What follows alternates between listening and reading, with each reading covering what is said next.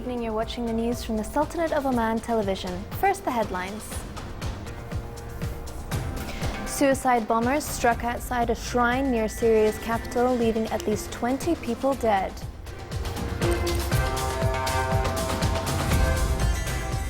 Special envoy to Yemen affirms that the negotiating Yemeni parties committed to continue talks to reach a peaceful solution.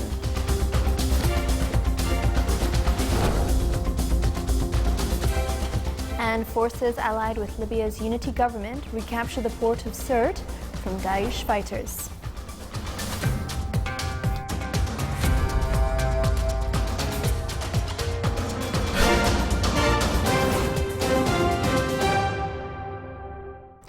Those were the headlines, and now for the news in detail. His Majesty Sultan Qaboos has sent a cable of greetings to His Excellency President Dr. Vladimir Putin of the Russian Federation on the occasion of his country's declaration of state sovereignty. His Majesty the Sultan has also sent a cable of greetings to His Excellency President Benigno Aquino of the Republic of the Philippines on his country's independence anniversary.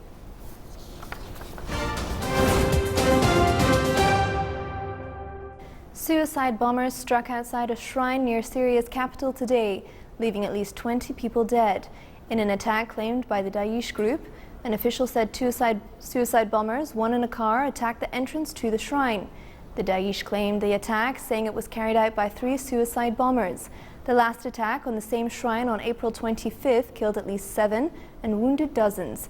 A string of Daesh bombings near the shrine in February left 134 people dead, most of them civilians. Tens of thousands of civilians are trapped inside the northern Syria city of Manbij after US-backed fighters surrounded the Daesh group's stronghold.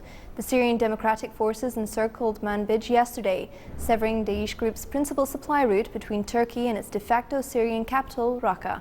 Tens of thousands of civilians who are still there can't leave as all routes out of the city are cut off. The city has been held by Daesh since 2014, and thousands of inhabitants have recently fled Manbij as airstrikes intensified. Syria's civil war began with anti-government demonstrations in 2011 and has now killed more than 280,000 people and displaced millions. Special envoy to Yemen, Ismail Weld al-Sheikh Ahmed, affirmed that he received commitments from the negotiating Yemeni parties in Kuwait to continue talks during the month of Ramadan in order to reach a peaceful solution. He said in a statement, commenting on yesterday's meeting held with Yemeni parties, that despite some differences in views, but there was a consensus on the main topics for talks. Wald al-Sheikh also pointed out that he discussed with the participants security and political preparations and the release of prisoners and detainees.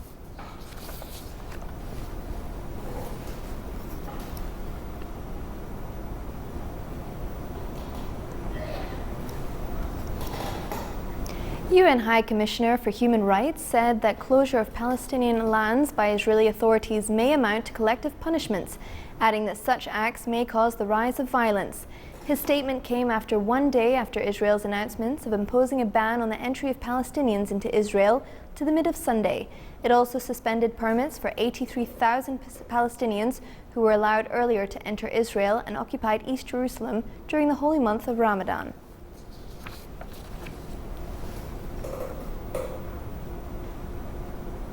France's foreign minister warned that Israel's ban on Palestinians entering its territory following the abominable attack on Popular Cafe in Tel Aviv could escalate violence instead of focus attention on the need to pursue peace. Jean-Marc Ayrault reiterated France's condemnation of the attack, which killed 4 civilians, but was critical of Israel's response. Israel imposed travel restrictions on Thursday on Palestinians and sent hundreds of additional troops into the West Bank. The military announced it was closing the West Bank until the end of a Jewish holiday tomorrow due to security concerns, except for humanitarian and medical cases and for Palestinians to worship at Al-Aqsa Mosque in Jerusalem. France currently holds the presidency of the UN Security Council, and Ayrault was at the UN headquarters to preside over an open council debate on the protection of civilians in peacekeeping operations. Still to come in our news bulletin. The Solar Impulse 2 completed a trip across the United States with a Statue of Liberty flyby before landing in New York.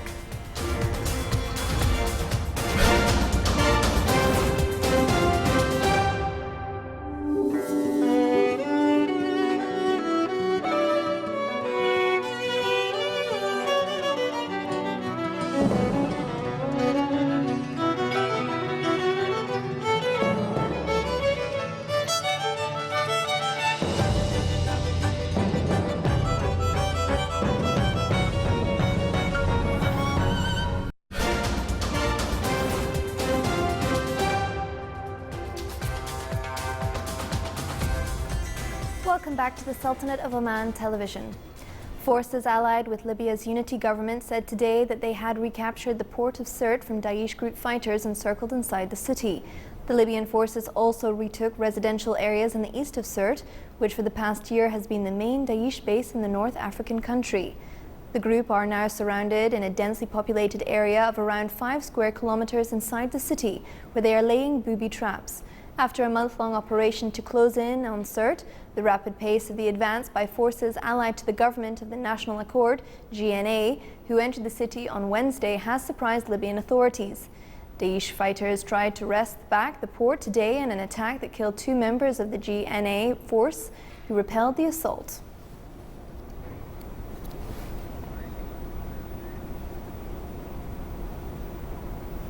The solar-powered airplane on a globe-circling voyage that began more than a year ago in the United Arab Emirates reached a milestone today, completing a trip across the United States with a Statue of Liberty flyby before landing in New York. The Swiss-made Solar Impulse 2 landed at John F. Kennedy International Airport at 4 a.m. after a 4-hour, 41-minute flight of about 165 miles from Pennsylvania. Its trip across the U.S. mainland began April 24th, when the Solar Impulse landed in San Francisco from Hawaii.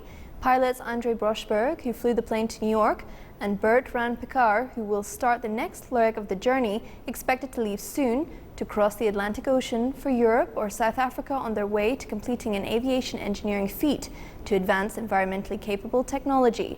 The trip began in March 2015 from Abu Dhabi, the capital of the United Arab Emirates, and made stops in the Sultanate of Oman, Myanmar, China, and Japan.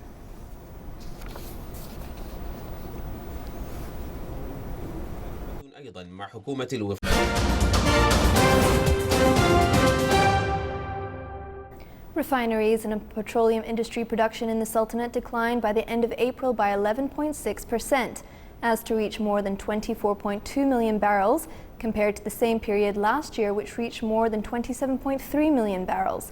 This was according to the initial statistics issued by the National Center for Statistics and Information. Car fuel superproduction amounted to more than 6.03 million barrels, with a decline of 18%, compared to the same period last year, which witnessed the production of more than 7.3 million barrels.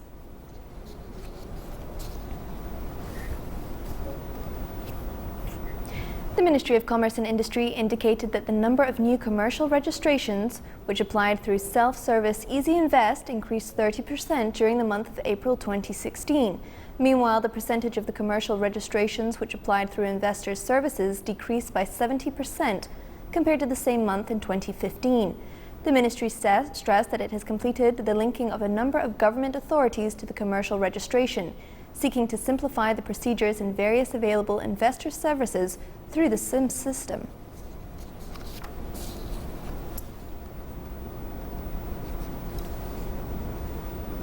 Here are the Ramadan times for tomorrow.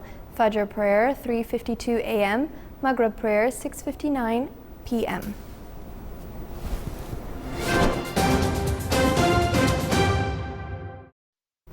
And now for the general weather forecast around the Sultanate. Clear to partly cloudy skies will prevail over the coastal areas of the Governorate of Dhofar. The rest of the Sultanate will have clear skies with a chance of clouds and scattered rainfall over the Hajar Mountains. Low clouds late at night and early morning are expected along the coasts of the Arabian Sea and the governorates of South Sharqiya.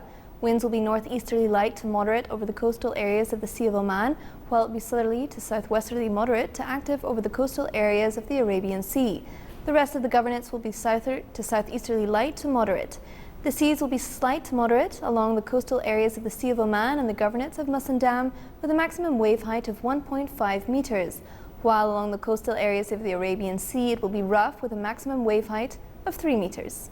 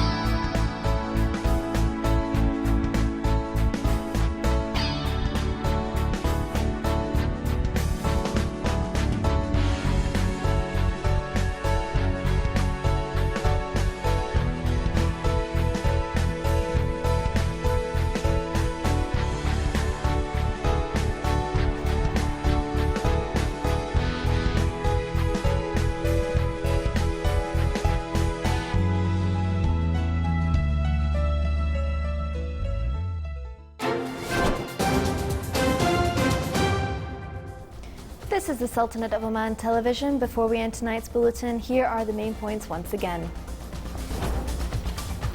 Suicide bombers struck outside a shrine near Syria's capital, leaving at least 20 people dead. Special envoy to Yemen affirms that the negotiating Yemeni parties committed to continue talks to reach a peaceful solution. And forces allied with Libya's unity government recapture the port of Sirte from Daesh fighters. With that, we come to the end of tonight's news bulletin. From all of us here at the newsrooms and the studio, it's good night.